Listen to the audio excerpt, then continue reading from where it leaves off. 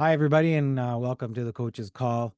I know it's been a little while, have a lot of things going on, but glad that you're here. And, I want to talk about a topic that's been hot the last couple of days. It's the James Reimer situation.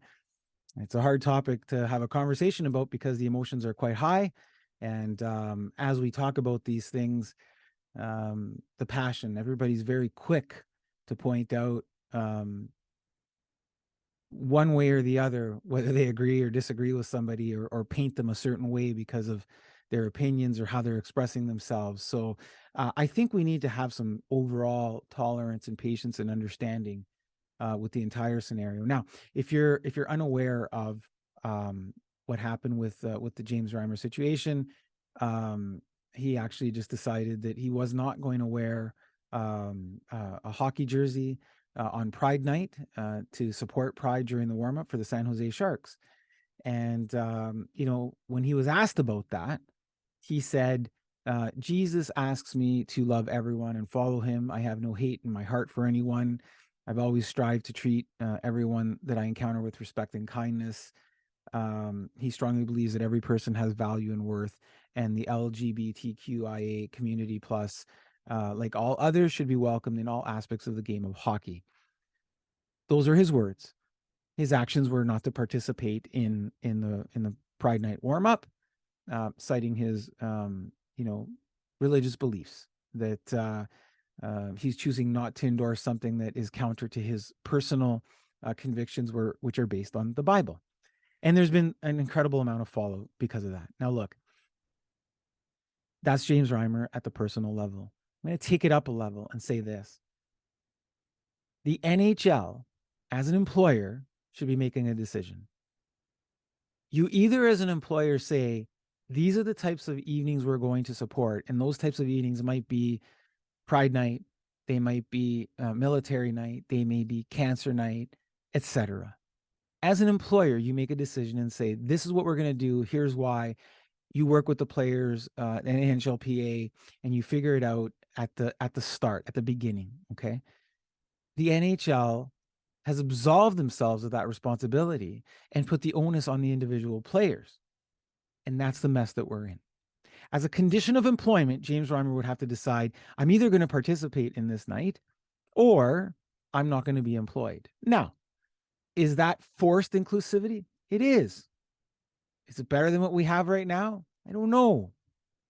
But right now, you've got a mess where when players are making their own personal choices and decisions based on their own beliefs, they're being attacked for their own beliefs. Whether the beliefs are right, whether the beliefs are wrong, whether you're in a position to judge whether those beliefs are right or wrong in whatever scenario and whatever collateral you may have, whatever understanding and interpretation you may have of the Bible or not the Bible, if that's what applies in this scenario. That's what's happening here. And so all of the focus has been put on James Reimer for trying to force him to be, his actions to be inclusive and match his words, versus what has happened. Now, I've also seen, and since we take it to that personal level, people are just coming out of the woodworks with all sorts of things, right? Well, James Reimer has no problem taking money on a Sunday when he works on a Sunday. That's in the Bible. No, working on a Sunday is not a sin. Working on a Sunday is not prohibited in the Bible. It's an idea, it's an idea of misunderstanding in the Old Testament that Christians should not be working on a Sunday. So, no, you can't make up your own interpretation of the Bible and say, well, he's okay making money. Guys, we're just going down rabbit holes here. Okay, you're going down rabbit holes. Look, I was recently at an Ottawa Senators game. It was Pride Night. Ottawa Senators, they were playing the Columbus Blue Jackets. The T-shirt, the Ottawa Senators gave away T-shirt. You walk in the arena, there's a T-shirt on every seat in the arena.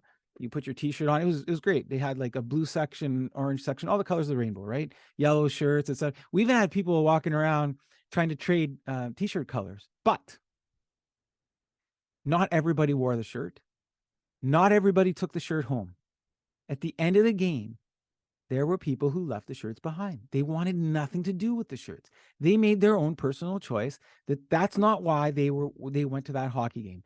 They didn't go because it was Pride Night. They didn't want to wear the shirt for whatever reason. I don't know. I don't even know most of the people there, right? But they made their own personal choice.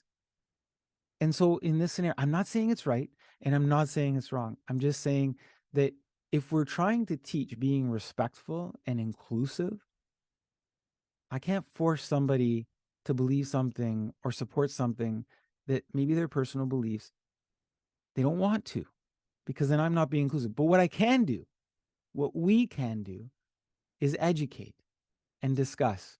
And if anything came out of this with James Reimer, and earlier, I think Provorov, I think from the Philadelphia Fires, we had that discussion on the show too. If anything came out of this, is that we've got people talking, right? Now it's just a matter of making sure that what we talk, the words we use, the messages we're giving are helpful messages, are inclusive messages, are respectful messages, are messages where we can teach and understand. And at the end of the day, we may not agree with each other, right? We may not agree. It's okay.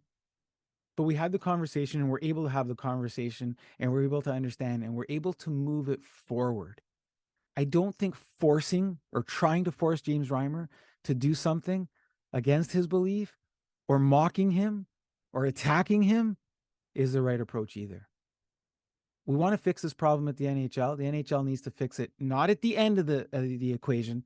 They need to fix it at the start of the equation, at the beginning of the season, creating an environment, putting together an understanding, going through and having the discussions with people as to what the evenings mean, how it may or may not be inclusive of their own personal beliefs, and how it can move forward.